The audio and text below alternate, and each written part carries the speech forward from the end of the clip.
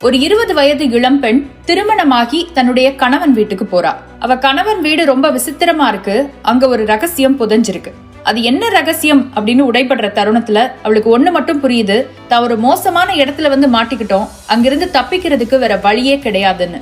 அதுக்கப்புறம் அவ என்ன பண்ணுனா, அந்த இடத்துல இருந்து தப்பிச்சாளா இல்லையான்றதான் இன்னைக்கு நான் உங்களுக்கு ஒரு கதையா சொல்ல போறேன். சில நேரம் நம்ம யோசிக்கிறோம்ல, பெரிய பிரச்சனையில மாட்டிக்கிட்டோம், இதுல இருந்து தப்பிக்கிறதுக்கு வேற வழியே இல்ல, மீள்றதுக்கு வேற வழியே இல்லைன்னு. இந்த கதையை கேட்ட பிறகு அந்த மாதிரி ஒரு எண்ணம் உங்களுக்கு வரவே வராது. வணக்கம் and welcome to apple box. உங்க கூட பேசிட்டு இருக்கிறது சபரி.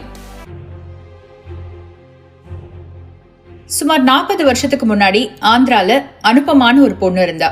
அவளுக்கு சின்ன வயசா இருக்கும் போதே அவ அம்மாவும் அப்பாவும் இறந்து போயிட்டாங்க. தன்னோட பாட்டியோட ஆதரவுல அனுப்பமா வளர்ந்து வந்தா.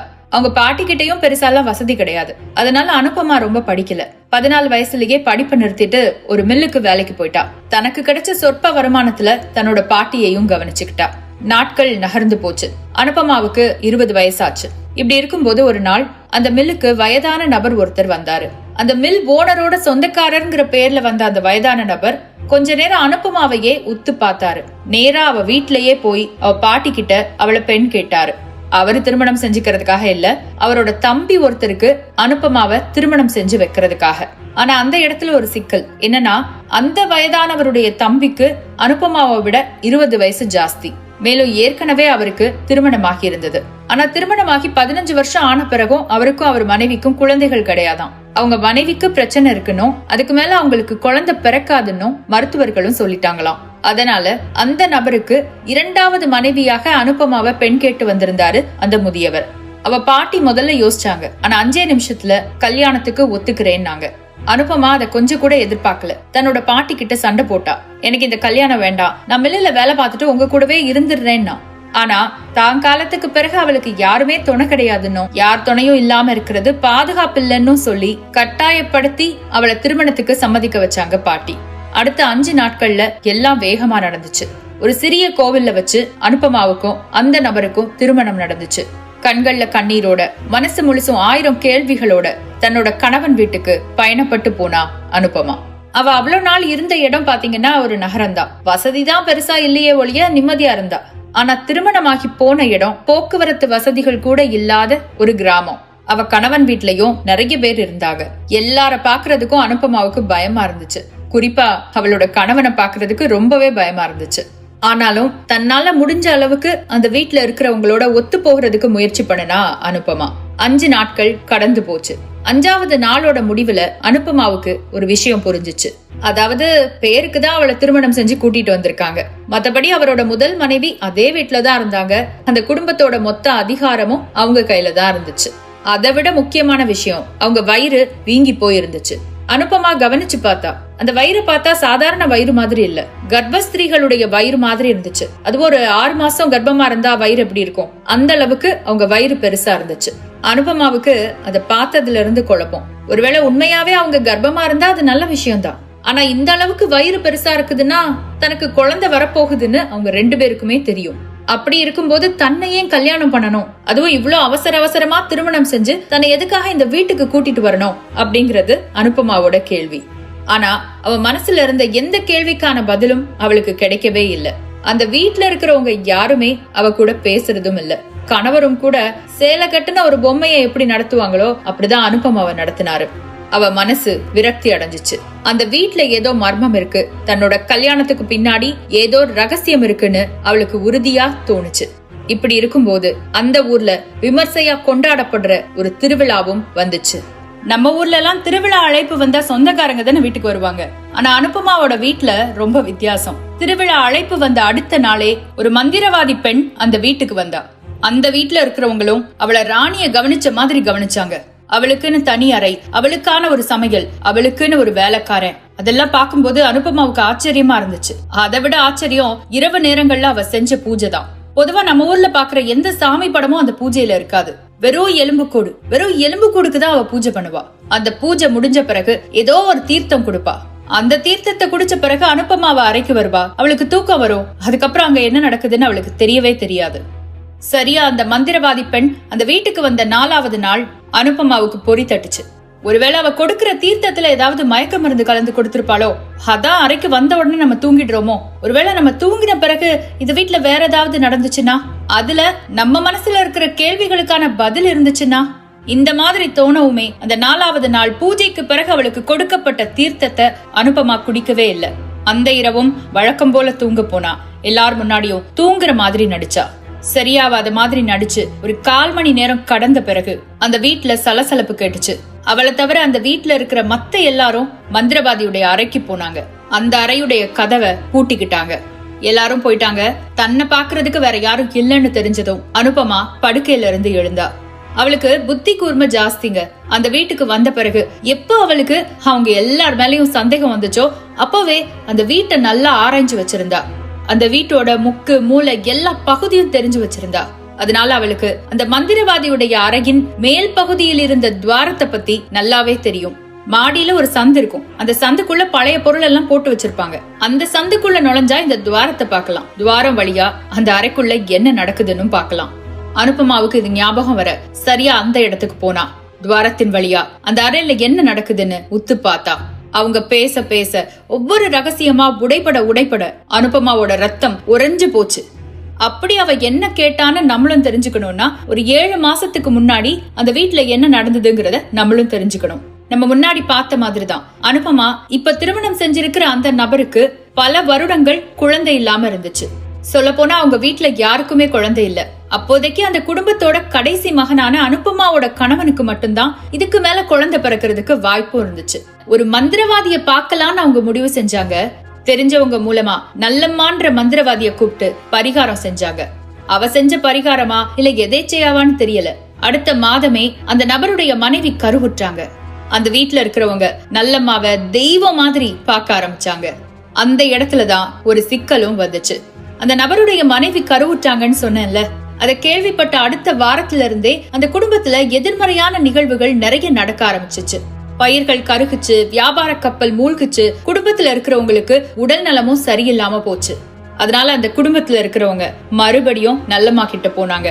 நல்லம்மாவும் தன் பங்குக்கு ஒரு பரிகாரத்தை சொன்னா. அந்த பரிகாரம் தான் அனுபமாங்க.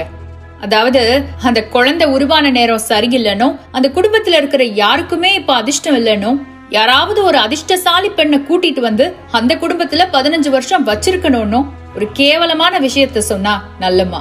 அதுலயும் அந்த அதிர்ஷ்டசாலி பெண் எப்படி இருக்கணுமா பாருங்க. அவளோட இடது கண்ணுல மச்சம் இருக்கணுமா, இடது கையில ஒரு விரல் கூடுதலா இருக்கணுமா. அதனால இப்படிப்பட்ட ஒரு பெண்ணை அவங்க தேட ஆரம்பிச்சாங்க. மில்லுல வச்சு இந்த அடையாளங்களோட அனுபமாவை பார்த்ததும் அவளை தங்களுக்கு இரையாக்குனாங்க. ஆனா அந்த இடத்துலதான் அவங்க தப்பா கணக்கு போட்டிருப்பாங்க போல. இந்த பொண்ணு பெருசா படிக்கல, இதுக்கு விவரம் எல்லாம் தெரியாதுன்னு சொல்லி அவளை கூட்டிட்டு வந்துட்டாங்க. ஆனா வந்த கொஞ்ச நாள்லயே அனுபமா புத்திசாலின்னு தெரிஞ்சுக்கிட்டாங்க. அன்னைக்கு அந்த அறையில வச்சும் கூட அத பத்தி தான் பேச்சு நடந்துச்சு. அனுபமா ரொம்ப புத்திசாலியா இருக்கானோ, இந்த உண்மையெல்லாம் தெரிஞ்சா ஏதாவது பிரச்சனை பண்ணுவானோ நல்லம்மா கிட்ட சொன்னாங்க அந்த வீட்டுல இருக்கிறவங்க. இதெல்லாம் ஒரு பிரச்சனையா? ஒத்து வந்தா பாருங்க, இல்லன்னா கையிலையும் காலையும் சங்கிலிய கட்டி ஒரு அறைக்குள்ள பூட்டி போடுங்க.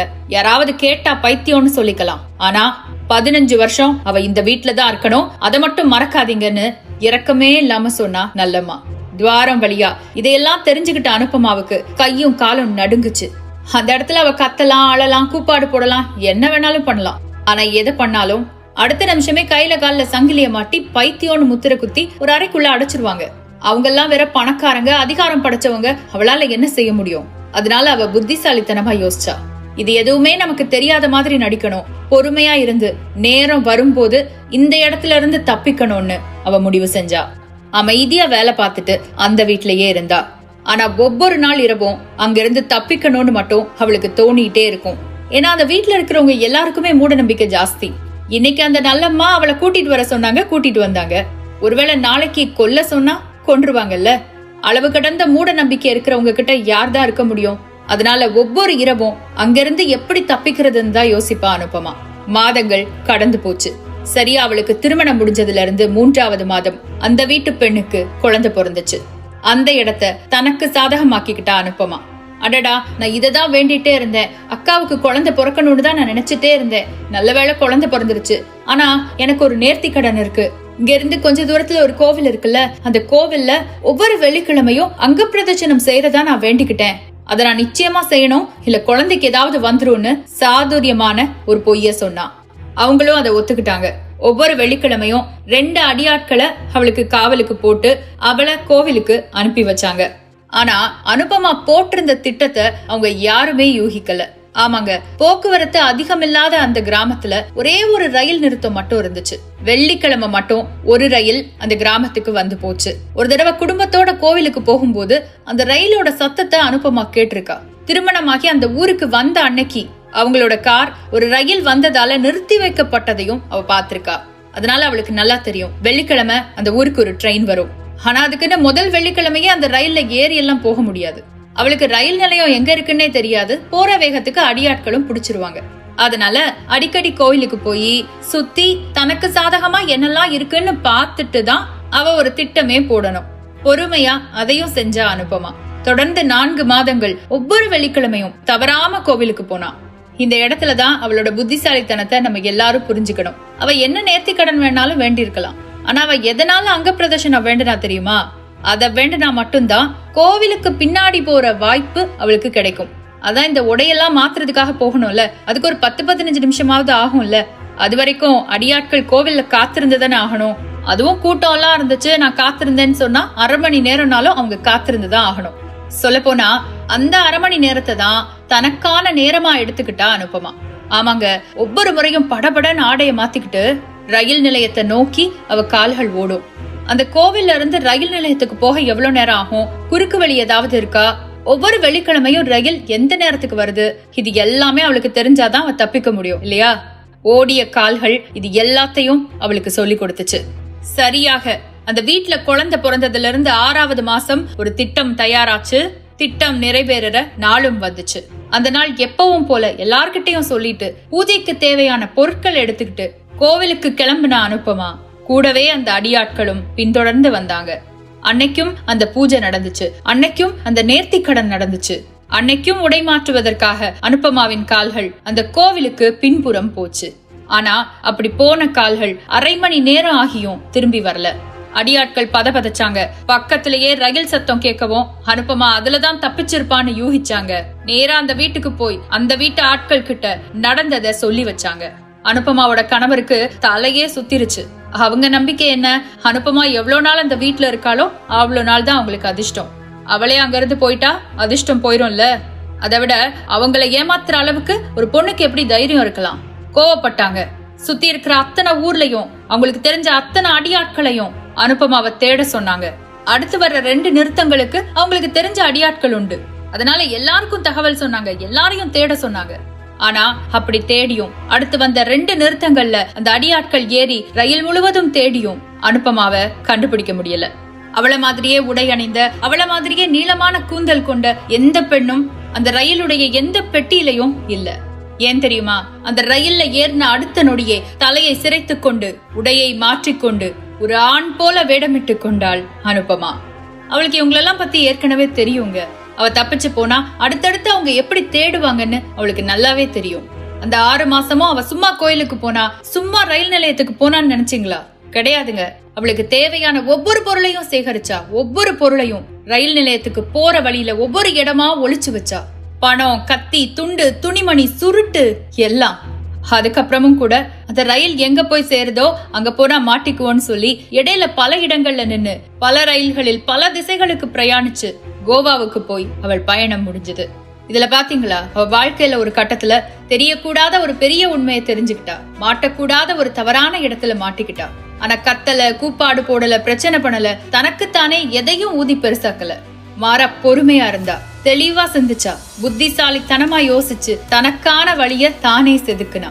கொஞ்சம் பசகிருந்தா கூட பைத்தியக்கார பட்டத்தோட ஒரு அறையில தான் கிடக்கணும். ஆனா அனுபமா முட்டாள்தனமா எதுவுமே செய்யல. அப்படிதான் இருக்கணும். சில இடங்கள்ல காத்திருக்கணும், சில இடங்கள்ல அமைதியா இருக்கணும், சில இடங்கள்ல பல்ல கடிச்சுக்கணும். எல்லாத்துக்கும் மேல மீண்டு வரணுங்கிறதுல மட்டும் உறுதியா இருக்கணும். அப்படி இருந்தா இன்னைக்கு உங்க வாழ்க்கையில நீங்க எந்த நிலையில இருந்தாலும் சரிங்க, இந்த நிலை மாறும், நீங்க மீண்டு வருவீங்கன்னு சொல்லி இந்த கதையை முடிச்சுக்கிறேன். இன்னொரு நாள் இன்னொரு கதையோட மறுபடியும் சந்திக்கலாம். அதுவரை உங்களிடமிருந்து விடைபெறுவது சபரி. நன்றி, வணக்கம்.